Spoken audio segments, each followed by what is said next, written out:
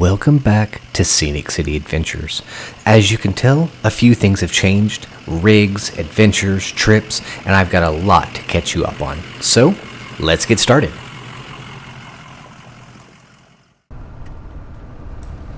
As you may have seen in our last video, the Super Pacific on the Tacoma was for sale, and we were able to sell that.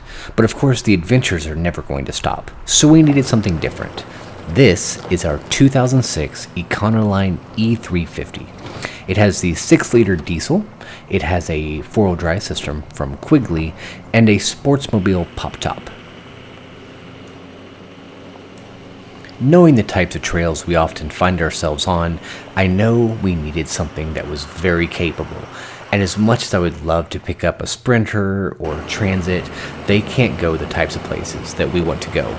This, on the other hand, absolutely can. Shortly after purchasing this van, we took off on our first big adventure. We were able to go to Montana and Idaho and check off an absolute bucket list item for me.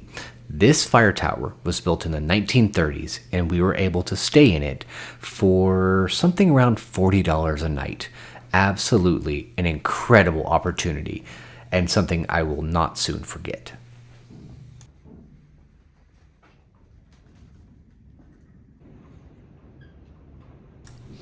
After arriving at the fire tower, we immediately busted up some firewood, and Sarah worked to get the fire going.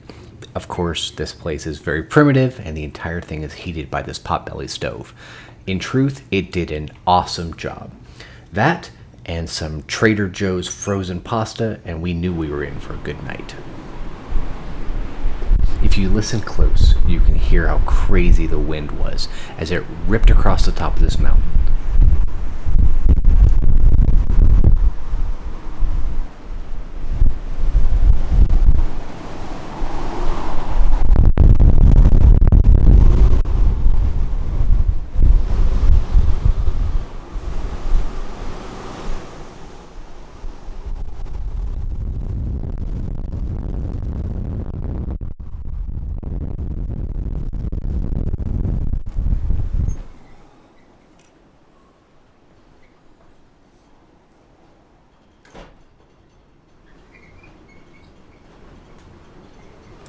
If you listen close, you can hear the entire tower squeaking while we made our hot chocolate for the evening.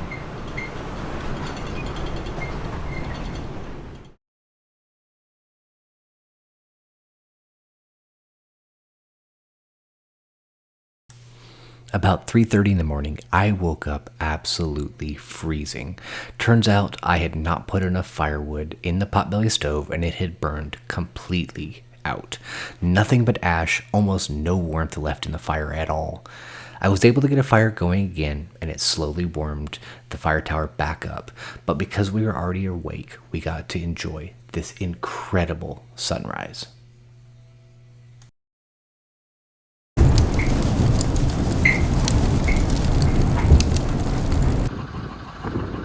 Van didn't have too much trouble cranking in this 42-degree air.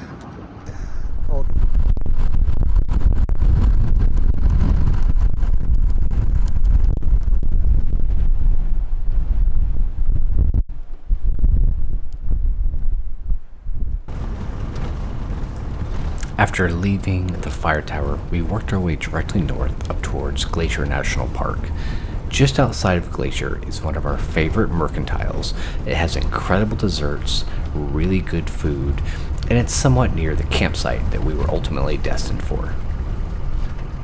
Welcome to Polebridge.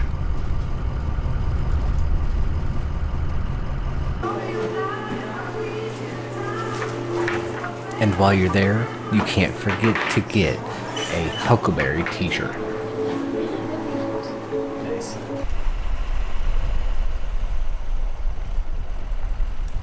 The road to our next campsite isn't terribly difficult. It's long and gets a little narrow in places, but the view, it's absolutely worth it.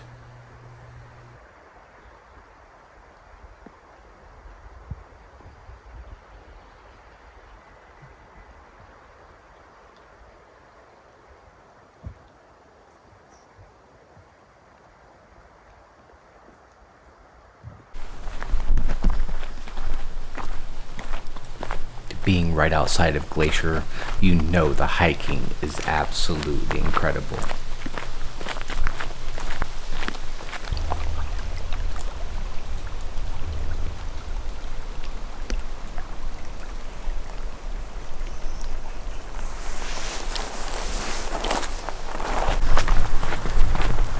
Just don't forget your bear spray. There's a lot of big grizzlies out here.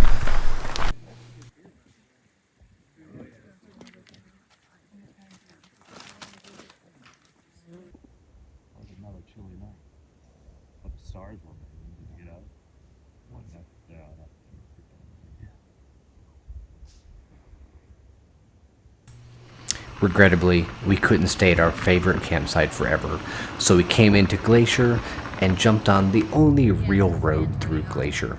This is going to the Sun Road, and there is no camera that can capture the majesty of this road and these views. If you haven't done it, you need to make a trip to Glacier National Park. From Glacier, we made our way west into Idaho. We picked up the northern end of the Idaho Backcountry Discovery Route. Of course, no adventure would be complete without a little bit of unexpected snow. This was another fire tower right off the Idaho Backcountry Discovery Route. It was currently not available for rental, and looking inside, the one that we got was much better furnished. Still, it was neat to see.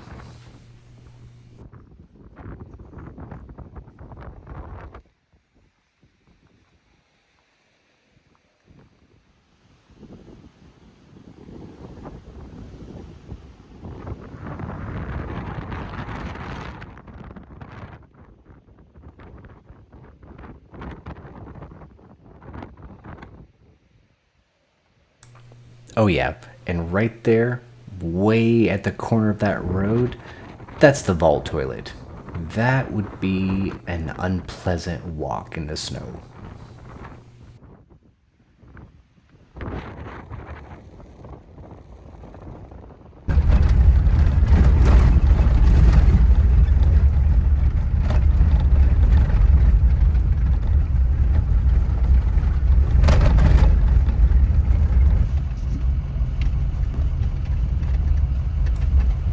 Luckily, once we dropped an elevation, the snow dissipated and we were left with this fog. Once we found a campsite, we fired up the diesel heater, made a meal, and went to bed early.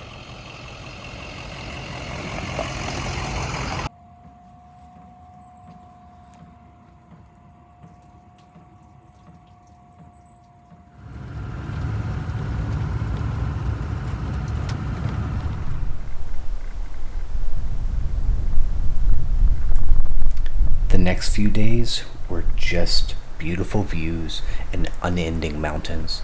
If you've never had a chance to explore Idaho, like we had not, I didn't realize just how many mountains there were and how they never seemed to end. Every time you came across what seemed like a mountain pass and you expected to find your next town or see civilization, I was wrong. It just kept going. And that's not a complaint. We absolutely loved our time in Idaho.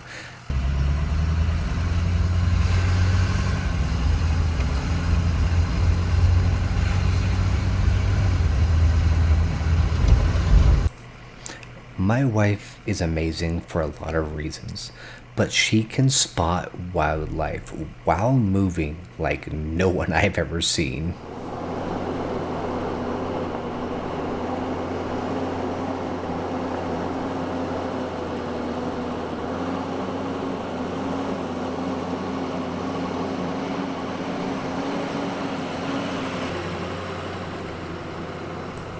For a 9,000-pound vehicle, this thing had really impressed us on this trip.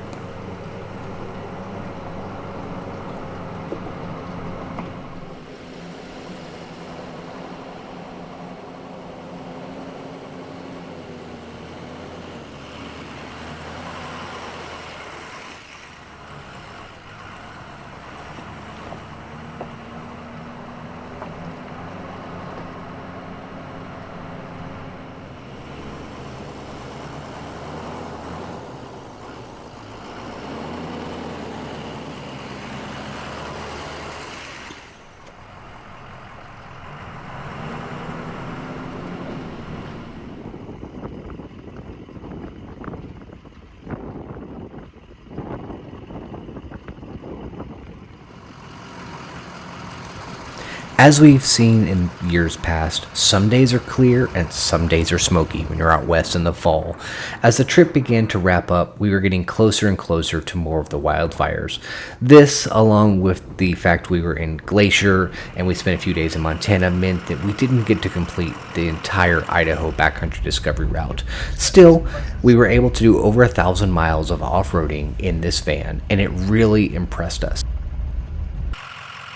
After this trip, my dad and myself spent a lot of time doing a new water system, new interior, new electrical, and really making this van exactly like what we wanted it to be.